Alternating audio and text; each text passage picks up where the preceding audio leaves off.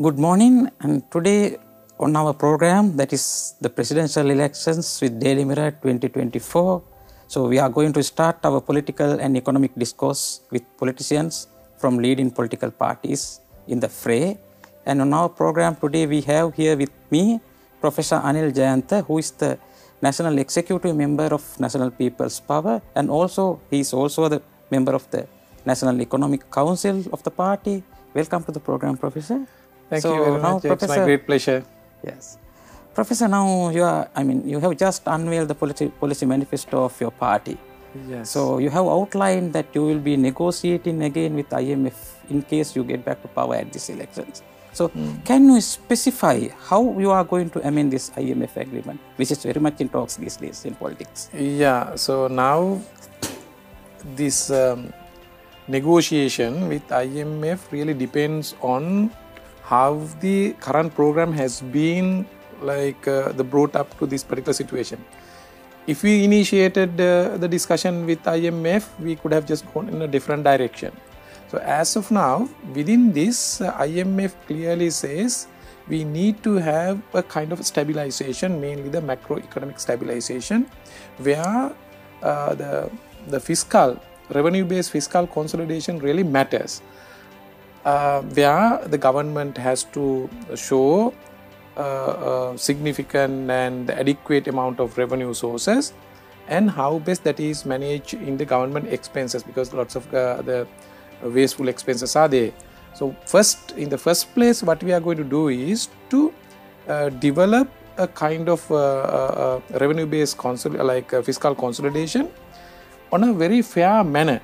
Now what has happened is, in generating the revenue, entire burden has been passed on to the general public in many means, different types of taxation, mainly VAT. This VAT rate is very high, and in addition there is another social security contribution levy, and as a result, on the other hand, their income has not increased. So we have already analyzed and worked out a plan to give a big relief to the ordinary people, those who are really deprived in many means.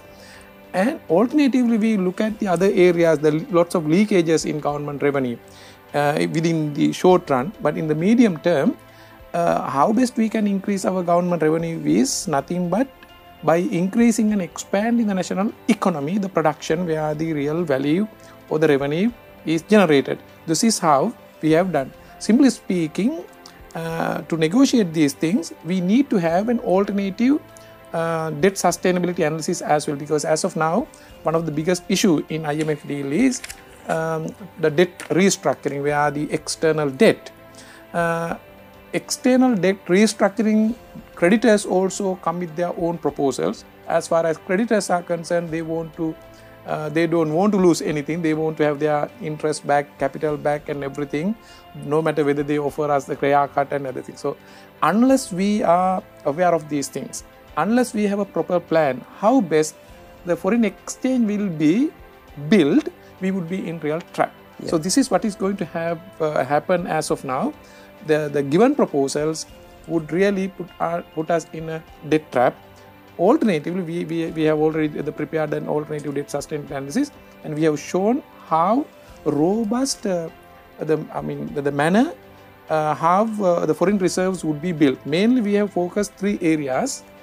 Of course, number one is the remittances. Remittances, even government does not have any plan. Our expatriates, those who live in abroad, will remit some money that is average about 7 billion. But our plan is to bring it up to 15 billion by giving kind of stimulants and encouragement. In addition, some investment opportunities for expatriates, including an issuance of a new bond called expatriate bond. We have discussed with them. They are ready to invest their money in expatriate bond at very low rates. That is one area. They will have different investment opportunities in Sri Lanka. The other area is the quick or the rapid infuse of foreign exchange through tourism. So basic the things are there. We have a long-term plan of tourism, but quickly rapid expansion of the tourism would boost the revenue.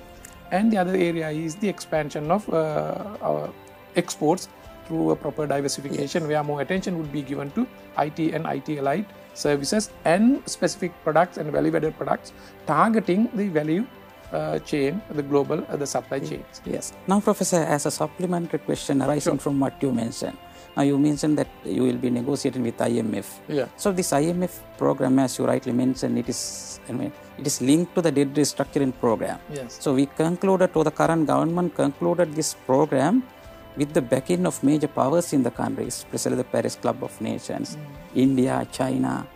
So local politics is always linked with international politics and international development also. How do you reconcile these international interests or secure the support of these countries to renegotiate IMF without an impact on our bilateral creditors? Yeah, actually it depends. Like, so what is said and what the reality are two different things. So what is said, like, so whether we have cooperation, support and all these things, so they are real myth. So everything depends. So the negotiation really depends on the facts and information. So therefore we are not saying that we are going to negotiate, saying that we want to do that and this. No. So in debt restructuring, negotiation really depends. So we have to show them that the way in which we will rebuild our reserves. But on the other hand, we need to bring about the fact that the nature of these debt. So there are different types of debt. The multilateral debts we can't negotiate the restructure, but the bilateral, yes, of course. Especially when it comes to the market-based debt, that is ISB, International Sovereign Bond, then we need to take into account the market information. What is the yield that they get, and not only the coupon. For instance, the outstanding bonds as of now, ISB, are traded in a secondary market based on the risk factors and other things.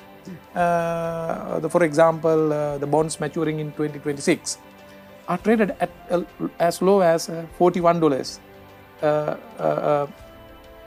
The bond, the nominal value of $100 is traded at 41, so 60% discount.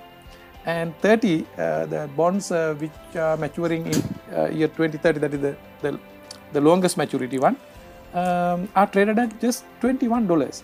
So that is the risk factor, and we need to come out with proper arguments, proper information, who holds, whether they have acquired bonds from the secondary market or from the primary market. So those are the factors, and our abilities, then they also will have to compromise. So here, what the government did was, government did not significantly involve in the debt restructuring process with their input. Simply they, what we call, outsource it to LASAD. So LASAD, of course, would do the things to protect our interests, but we have to guide them, because I remember that in one instance, central bank said that we are in the darkness about the debt restructuring. So therefore, it is more likely that LASAD and other negotiators would take a stance that would favor the creditors. So this is how we are going to renegotiate with them. It is not something like, apparently the people may perceive it is a fight with that. No, it's not. We negotiate. We have very good negotiators in the credits, locally, internationally, those who have lots of experience. And with that, we will see how best we can get the best benefit to the country. So actually, what is your opinion about the claims made by the current government about bringing about stability in the country in terms of the IMF program, especially if you take, for example, inflation, which was more than 60% at one point, it has now come down to below 5%. So what do you think of those achievements? 60%, 5%? Inflation rate, it was very high at one point, and now that it has come down. So what do you think of those achievements of the current government? Okay. So basically, the government claims about the economic growth and inflation and external sector building. So just addressing the first issue, that the inflation, it's really a myth. Inflation is the continuous increase in the general price level. It is a fact that current inflation is on year-on-year basis just 2.5%. It doesn't mean that the inflation that was really brought up to 60%, 90% has been brought down. So it's gone. So they hide this. So for example, in simple the language, maybe actually 2 years ago, if you spent 100 rupees to buy certain things, and now, like with the inflation of 90%, actually it went up to 90%. In order to buy the same quantity of goods and services, you wanted to increase 190 rupees. So then we claim that the inflation was 90%. when we say that inflation was 60%, then the amount of money you wanted to buy the same goods or services was 160. Now we claim that inflation is 2.5. Does it mean that in order to buy the same the quantity of goods and services which were bought by using 100 rupees, the requires only 101 the 2 rupees? No. Now you need 190 plus another 2 something. So therefore, government did not take any measures to bring it down because there were no deflation. What they did initially in a very shrewd manner to push it up to a very high level where the people cannot bear it. Now you can give a little the relief, like in the case of the fuel, the prices, so it was 150 something, brought up to 400. Now that is brought down to 300 something. You may say that so the relief is given. Actually, there is no relief. In the case of inflation, it is really misleading. Even in the IMF report, I would like to say, they have correctly worded it. What they have worded, they say that now government is in a way is arresting the inflation, but government is experiencing disinflation. So what do you mean by disinflation? Disinflation is there is an inflation, but at a slower rate. It doesn't say that so inflation has been brought down. It's a real myth. That is why no matter what is said, just you, yes, I, and we ask the general public, do you feel that the price level or the prices of the goods and services that you consume have come down? If yes, inflation has been arrested to that extent. So simply speaking, these numbers can be played with IMF and produced to IMF saying that the inflation was arrested. So as far as these indicators, number indicators are concerned, yes, government has been successful. So should I just yes, have any no, other yes. I want to explain the other two parts as well, like the revenue and the yes. The so now if I move to the next sector, question, sure, about the elevated prices, as you said, the prices remain elevated. Yeah. So what are the plans to bring down those elevated prices to be bearable to ordinary people? Yeah, of course. So there are like it's a very the good question. It cannot cannot be done overnight, like by enforcing the rules and regulations or through price controls. So the way of reducing the prices to great extent, we have thought of two ways. So one is to stabilize the financial market, where the interest rate has to be stable in a manner for the short run, whereby the manufacturers or those who engage in the economic activities can borrow more money, and the bank money, we have the money supply as of now more than 13 trillion. That money, so we have plans of pumping that money into real production economy, where we have developed economic the plan. They are included in our manifesto as well. So gradually you need to increase your production. This is how the price level can be brought down, even in such a situation.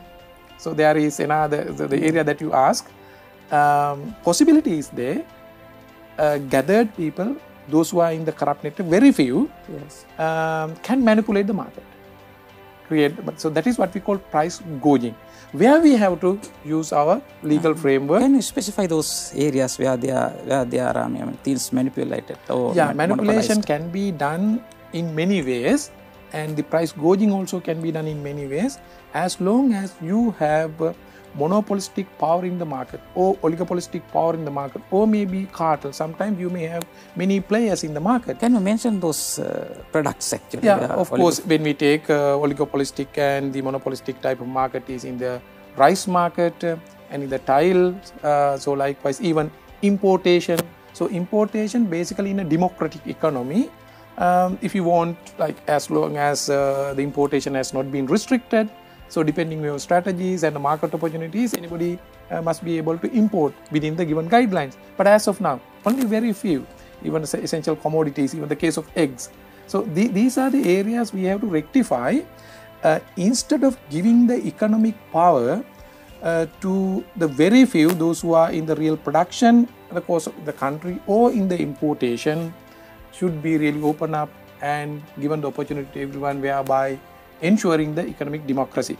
So sometimes, as you said, there may be some other areas hidden we do not know in this the price gouging practices, but we are very keen on this. We know that prices were really pushed up not only because of the economic crisis that they talk about, or not because only of the money supply, but because of the actions of these corrupt people. They have very good connection with politicians.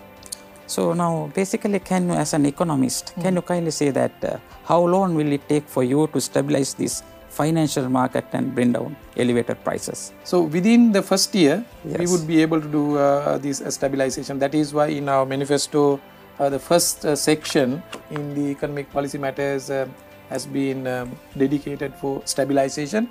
Stabilization would be done mainly in 3 areas. One is the fiscal and the public finance management stabilization section. The second one is the monetary stabilization. The third one is the external sector stabilization, because that is not stable. Even the government claims as of now, the government was able to bring the reserves up around 5.5 billion. That also includes non-usable amount of 1.5 billion, the swap loan between China. Yes. So this amount, even if you just take around 5 billion, Yes. it is not any miracle or good efforts, the outcome of the good efforts of the government. It is very natural why we are not repaying our debts, the external debts. Our debts plus interest, we are not paying. And still there are restrictions on importation. You can't import, especially the motor vehicles and even other essential things. You can't. Due to these 2 reasons, the reserves have gone up, not up to that level. Had the government managed it well, actual reserves could have gone up. In addition, there is another intervening factor, that is none other than the contribution of the remittances coming from our Sri Lankan expatriates. You know that. So it has come down to the normal level. In addition, during this crisis period, many people really left the country. So in a way, they sent some money back to their families. So due to these 3 variables, reserves have gone up. It is not stable. That is the reason why, from economic point of view, I just urge those who are the professional in the economy, just look at how our exchange rate behaves. If everything has been stable, and our government, yes, once it is stable, you can see these things. If it is stable, forward exchange rate and the future contract about exchange rate should be mainly driven by the interest rate differences. So rupee, the interest rate is roughly around 10% now. I mean, as far as the policy rates are concerned. As far as the dollar rate is concerned, less than 5%. So there is a difference of 5%. So what would be the nature of the future, the forward rate of exchange should be reflected by this rate. So since our rate is higher than the dollar rate, our exchange rate between dollar and rupee is likely to gradually move upward. It is not moving.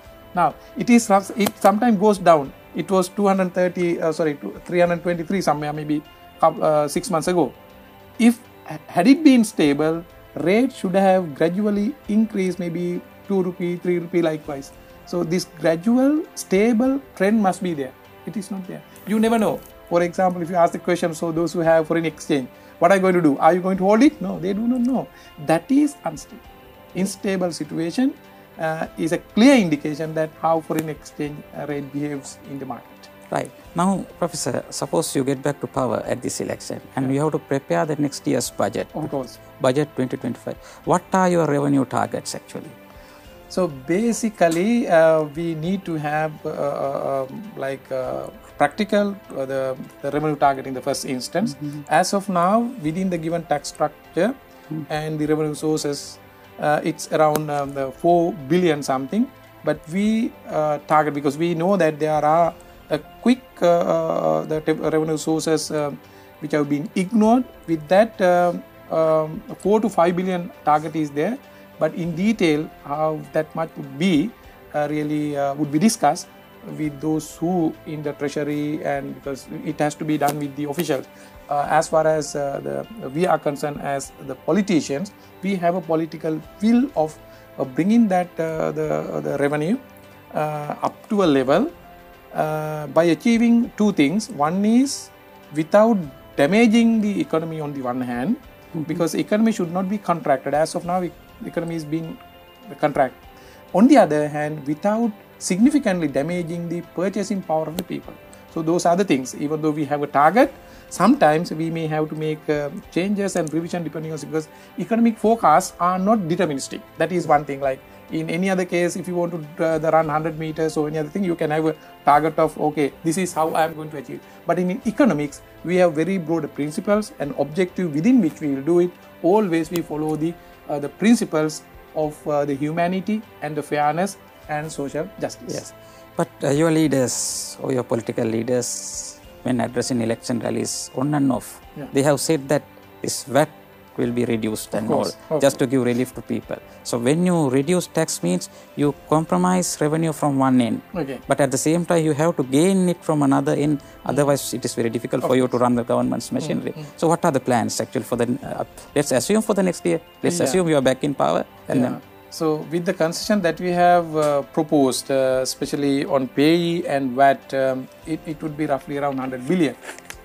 So as of now, unpaid taxes, the tax defaults, amounts to 1,100 billion, exactly 1,108 billion. So roughly we can say 1 trillion. So it is not practical to say that so entire 1 billion would be collected within our time period, but at least out of which 169 billion has been settled, the legal the processes have been completed. So if you are genuine enough, if you can expedite it, and if you want to collect that money, there may be some the technical issues. At least out of this 169 million, we can collect at least billion, right? 169 billion, of which if you can collect 100 billion, we can compensate that balance for the time being without going into other areas. So as far as other tax evasion, so we have thought of really giving the opportunity for the taxpayers and those who earn income to be a kind of opportunity to make it very convenient and simple for them to pay their taxes, rather than chasing behind them and asking, please pay tax. No, we will convert a situation. They would be willingly pay taxes, maybe by using some technological devices and other things. The final assessments can be done later on, but we have done mathematics on this, the loss of revenue due to the concession that we have given, how best we are going to. So how confident are you that you will be able to recover this 160 plus billion rupees all of a sudden, immediately after you? Yeah, it is not immediately. That's what I just told you. Entire amount comes more than 1 trillion. We will not be able to quickly recover it, but of which 169 billion has been finalized. It's a matter of just collecting. Now we do not know why the delay is. The prompt action can be taken, because I just noticed until now the government had not taken any initiatives of just calling how to collect it. But recently I know, so in news, government is going to seize their bank accounts as some bank accounts. But under our government, we strongly believe that because this is a government, we are going to really work for the general public. There would be a natural tendency of paying these taxes as long as these cases which have been finalized. I don't think that they would have a reason to evade it. Yes, I mean, as long as practical situation is concerned, now recovery of these taxes or tax rates in areas, that is not a sustainable solution, because you have to recover, then that's it. But you need a sustainable solution. What is the sustainable solution to maintain revenue targets? Okay, good point. So the sustainable solutions for the revenue targets, as I just told you, the robust the measure is to increase the production. Of course, that is the number one target. Again, you may counter argue that it would take time, of course, but within a 6 month time period, we can quickly push it up, because our economy has been contracted now. If we give the opportunity and if we just give the confidence for the investors, this uncertain situation would really go off. They would come, then the economy goes up. Then when the revenue increases, of course, even with the given tax rates and the tax policies, the revenue can be increased. That is number one.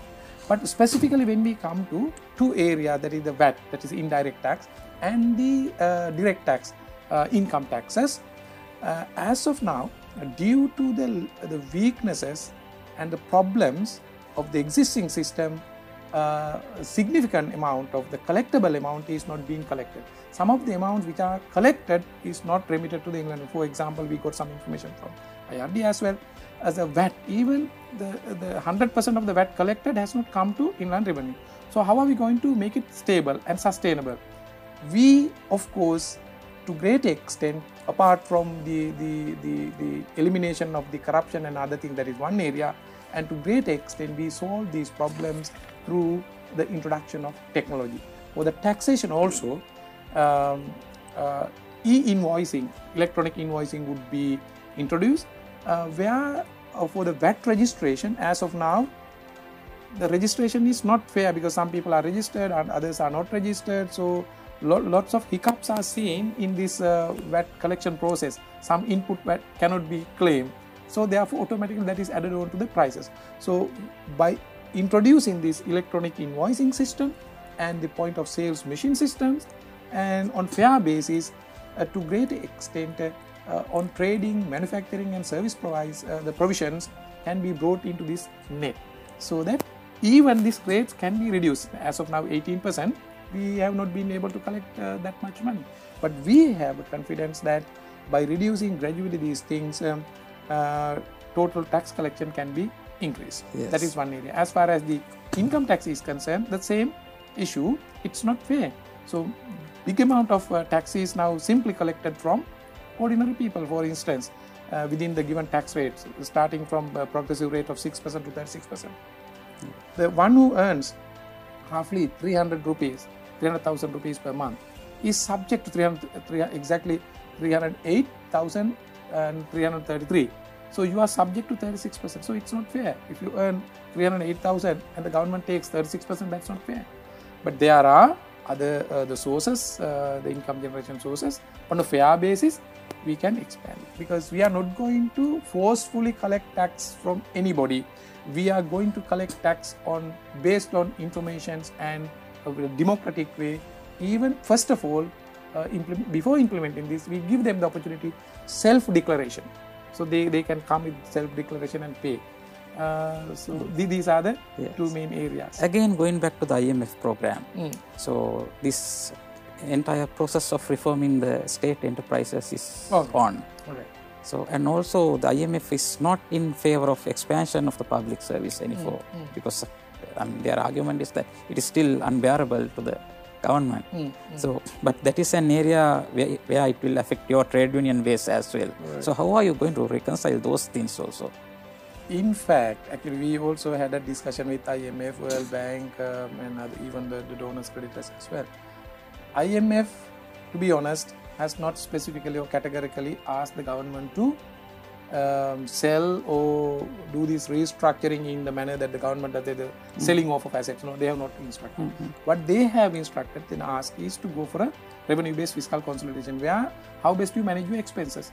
As of now, it is a fact that due to the politicization and wasteful expenses, corruption, everything, lots of the leakages are there in the state-owned enterprises. Then how are we going to tackle it? Of course, the kind of restructuring is needed. The only answer is not to resell, sell off everything at bargain prices. So it is the strategy of the corrupt government. Not to sell off everything, but something will be sold off. Yeah, that is so. It has to be done through a careful manner, because out of these 400 odd state-owned enterprises, some of the state-owned enterprises are not to earn profits, even just to stabilize the economy. The purpose is different. For example, Export Development Board. So that also comes under state-owned enterprises, but its objective is not to earn profits, but there may be some profit as a result of transactions. But for the Sri Lanka Telecom, you will be invited. Yeah, that's what I'm just coming. So therefore, we need to take each and every SOE and see what has happened. Then our strategy would be like this. Out of these, the state-owned enterprises, some of the state-owned enterprises are strategically important and where the government stake is a must. For instance, in the energy, distribution and transmission, not the generation. Generation, of course, the others can engage in a fair manner. The energy is not simply a commodity. It is connected to entire economy. It is connected to geopolitics, world politics. So likewise, so therefore, it cannot be taken as a simple commodity or a service. So therefore, we are keen on energy sector, and we are keen on financial sector, because as I just told you, finance is the one kind of life, the blood that really energizes the economy.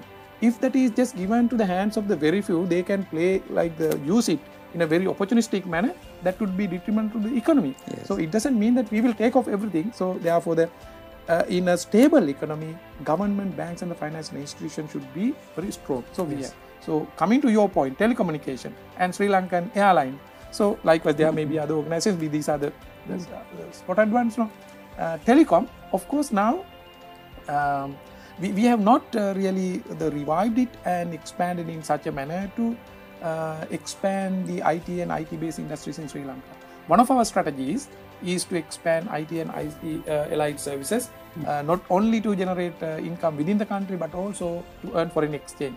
If the government has a strategic priority in that area, that is really leveraged by the telecommunication and the facilities. So therefore, we have to have a significant stake in telecommunication rather than setting it off. So we have some weaknesses, the management issues, know-how issues, and for that we are ready to go for some alliances, collaboration and partnering programs. So they are available. As far as Sri Lankan airline is concerned, the first strategy we see how best government can play a vital role in reviving them and contributing more to the economy. For instance, the airline, national airline, can directly contribute to tourism. Because as I just told you, rapid tourism program, direct destination or the flights from identified areas. There we have to have a very good and efficient quality airline. The case of Sri Lankan airline, you know that I also agree, everyone agrees that it has been politicized. Many people have been sent there, like the politician relatives are having extravagant lives and getting extravagant benefit from these things. But even with these bad conditions, if you carefully look at the financial statement of Sri Lankan airline for 2020, latest one, it has reported operating profit of 43 billion. Just imagine. So where the loss? Loss comes due to politicization and the wrong decision taken by the top management, and they are coming from the mismanagement of foreign exchange losses, unnecessary loans taken, and the unfavorable lease agreement. So likewise, you may name. So why can't we? Actually, we'll see the possibilities first, because these crooks, they always create a problem saying that no, this is loss making, we can't survive. So even in that process, they rob. And even in the process of selling off also they rob, because what they do is they bring the price down and negotiate with the prospective buyer, and from there also they take money. So we are not for that. First we'll see how best we can revive, and as I just told you, there are areas where we need to bring more technology, where we can give more opportunities to employees, experts come forward. We are ready to go for more alliances, collaboration, public-private people's partnerships through which we can do. And after that, if there are some other institutions which are politicized and not critically important, so we will see whether we can go for divestitures or any other things. We are ready for this. Have you identified such organizations? For example, I can. Since there's a big number, 400 or something. We have not studied everything, but the critical one, yes. I can tell you as far as this partnering concept is concerned. Even postal department can play a critical role rather than just privatizing, because now the landscape of the postal services has changed to great extent. Instead of rather than simply delivering letters, you know that the e-commerce, n-commerce have expanded. So why can't we transform the postal department and together with the other supports, maybe the foreign, the collaborations, to an efficient the delivery service, like because in e-commerce, when the expansion of e-commerce, you need to deliver your parcels in safe manner, quality manner, and low cost. So then only you can think of the benefits from e-commerce. So this is one area I just told you. The idea, concepts, how best that is going to be materialized, that is going to be executed, we can discuss, because I just told you, our government does not have any hidden agenda of doing this way, that way, or selling off certain assets. We will see how best it would really bring more benefits to the nation. In that, accordingly, we will follow things. If the last option is to sell it off, yes, we have to do that. Yes. Now, another program, as far as economic integration with the rest of the world is concerned, the current government has initiated some actions, to connect with India, because they have taken some actions for grid connectivity, land connectivity, energy pipeline connectivity. Will a government led by NPP proceed with such programs, so we'll have a different approach? No, of course, as far as the economic collaborations and cooperations are concerned, we have to have a robust and very vibrant the relationship with India. How best this grid would be maintained and the land connection would be done would be all right. But as of now, in the deals, if they are arranged in such a manner to serve the private interest or selected interest of someone, maybe for example Adani, simply bypassing this democratic way of tendering by using unsolicited things. So we are not for that.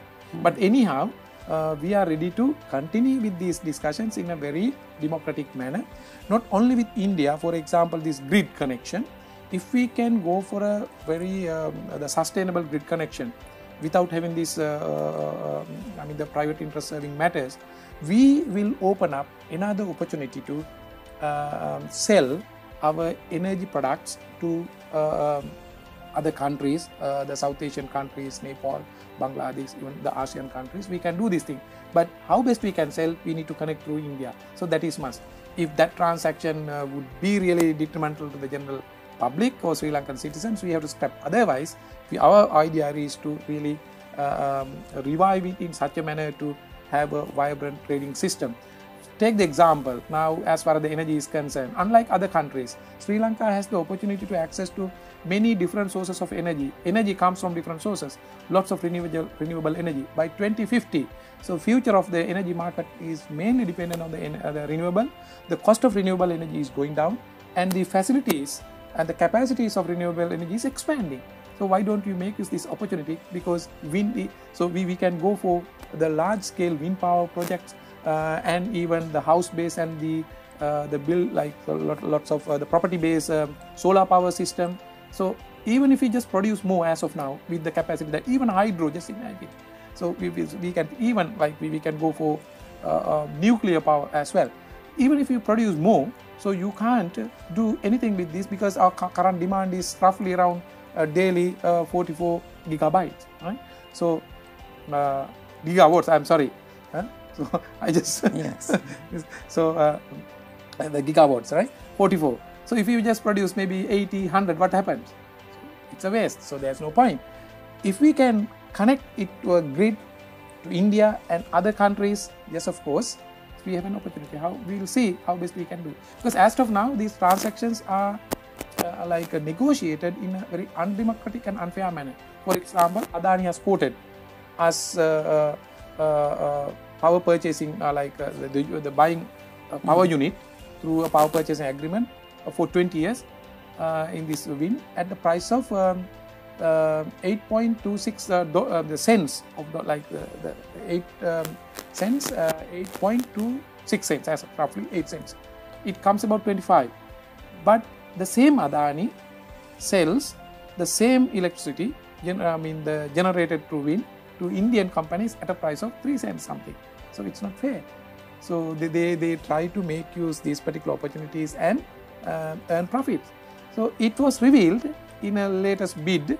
One of Sri Lankan companies, as I remember, Windforce. So with the prevailing technology, with the high cost and all those things, that company quoted a price of 4 cents something. So it is a very indicative that the prevailing situation, troublesome situation, these crooks are trying to make lots of profits. Yes. So we are ready to utilize all these potentials. So let's come to the final question. Sure. Actually, when we talk about this economic reforms, the current government enacted 2 legislations, Economic Transformations Act and also the CEB or Ceylon Electricity Board Reforms Act. So will you be undoing those 2 pieces of legislation, or will you continue with them? No, simply I don't say that whether we'll continue yes or no answer, because it's really partial and less explanatory. There are good things and bad things as well. We need to take into account as far as this economic transformation bill, even electricity generation. So their objective is, even though they come out with different ideas, to get some kind of benefits or pass some kind of benefit into the hand of very few. Our objective is to do something else. So therefore, specifically, if I just comment on specifically in the electricity, the energy field, we are not ready to just hand over simple transmission and distribution to the private sector. That is detrimental. But we are ready to work with the private sector to generate power in a very fair manner, democratic manner, of course. As far as the economic transformation bill is concerned, it is again some of the provisions given in the transformation bill are detrimental to and against the fundamental detrimental to the public, and against the violates the fundamental human rights, because we should not really make it mandatory that in that particular bill, whatever the current government, so the proposals and objectives are going to be mandatory for everyone. So it's unfair. For example, People's Power seek a new mandate from the general public to do something different. So therefore, why should we really embrace those undemocratic things or the rigid things and forceful things imposed on ourselves? No, we are not ready to do this thing. But as far as the efficiency is concerned, as far as the cost reduction is concerned, as far as the unleashing the economic growth in the country, yes, of course, we are ready to do this thing. But in the all sort of good things, in the guise of all those good things, this government is doing something bad.